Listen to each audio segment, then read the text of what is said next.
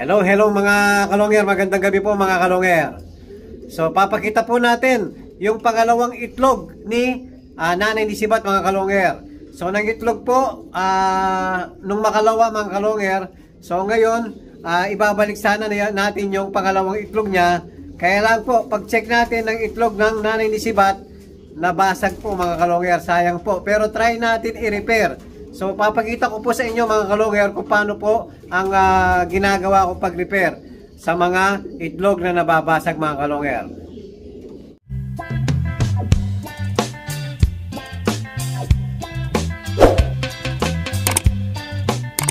Hello, hello mga kalonger. Ayan po yung itlog ng Nanay Lizibet, si Colson mga kalonger. Nabutas po siguro. Pagbaksak ng itlog, may tumamang siguro yung batong maliit.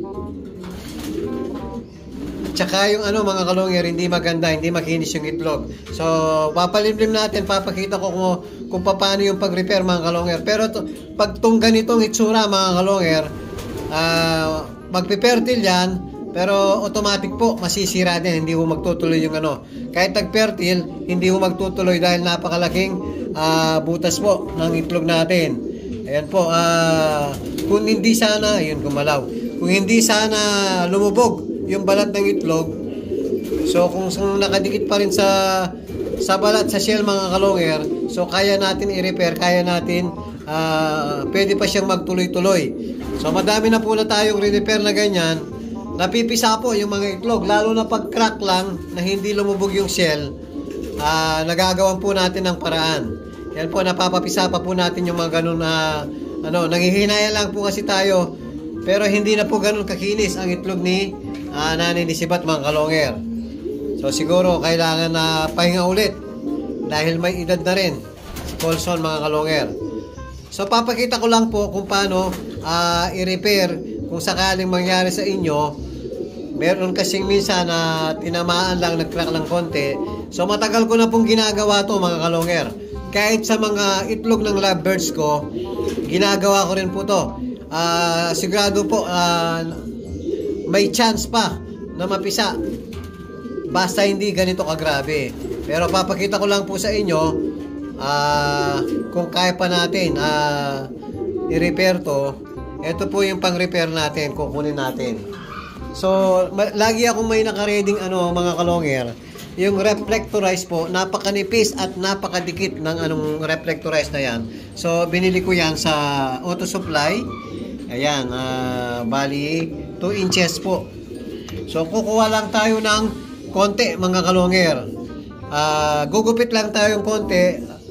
Yung sakto dito sa itlog ni Colson mga kalonger.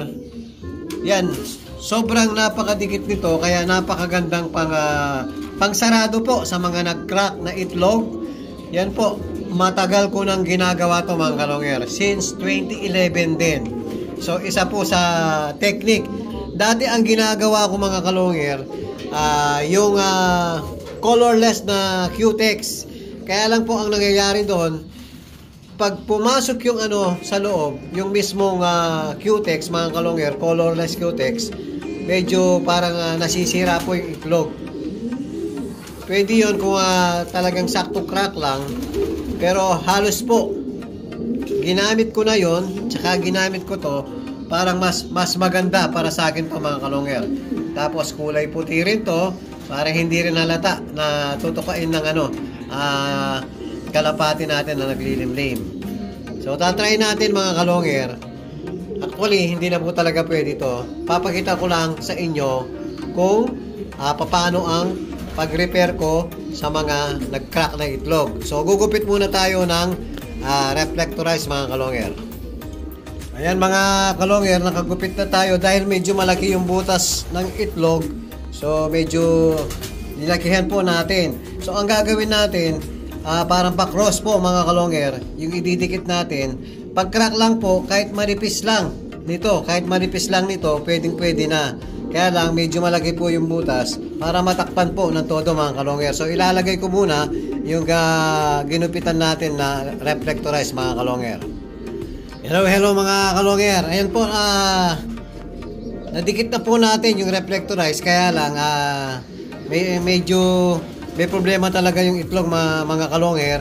Manipis po yung balat ng itlog, kaya siguro nabasag din dahil nga masyadong manipis. So hindi po healthy yung hindi po healthy yung itlog. So hindi na natin dapat palimlim to. So ang rito, topic dito mga kalonger, yung papakita ko lang kung paano mag-repair sa mga nag-crack nating paitlog ng kalapate mga kalonger. So hindi na natin inaasahan tong itlog na to dahil grabe nga yung pagkabutas. Yan po, yung topic dito mga kalonger, kung paano lang mag-repair sa mga yung crack lang na simple na pwede pang i-repair mga kalonger. So try natin ilagay sa palimlim din kay nanay ni Sibat mga kalonger. Ayan po, makikita nyo medyo nung dinikit ko, mayroon pang sa gilid na lumubog ang balat. So talagang napakanipis ng itlog mga kalonger. So try natin ilagay. Kung hindi masisira mga kalonger So ito po si nanay ni Sibat. So tatanggalin natin yung dummy egg mga kalonger. So ito yung unang itlog. So may date po siya.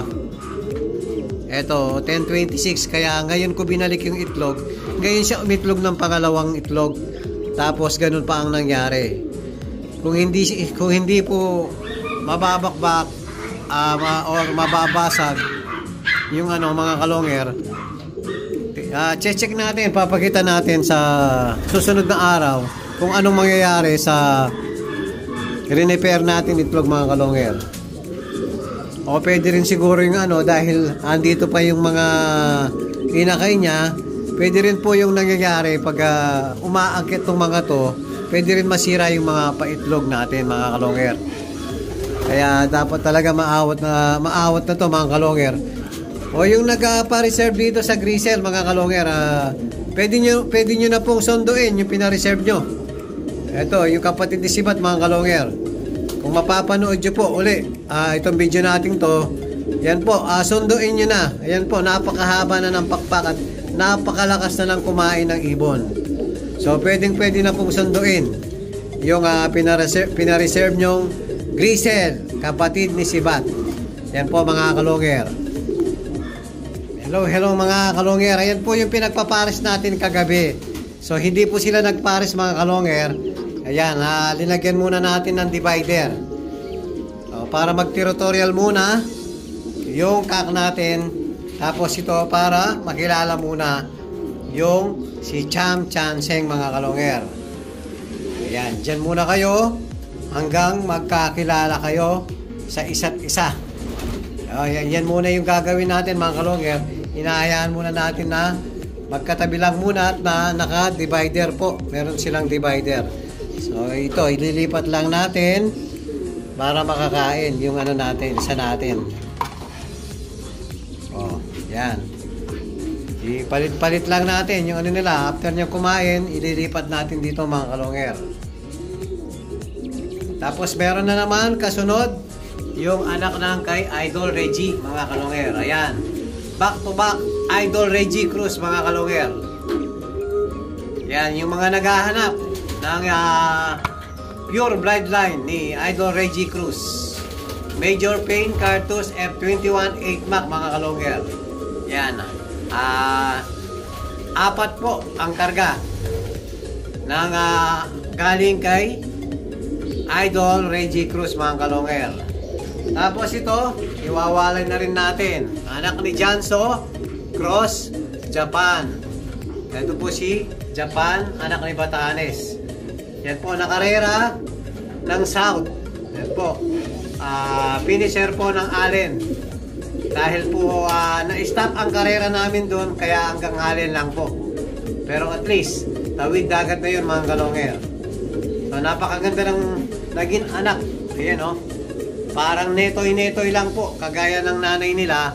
Nung bata po kasi si Japan, anak ni Batanes. Yan, parang netoy-netoy din. Yan po, nasa na yan. 3 years old po mga kalonger. Tingnan yung itsura.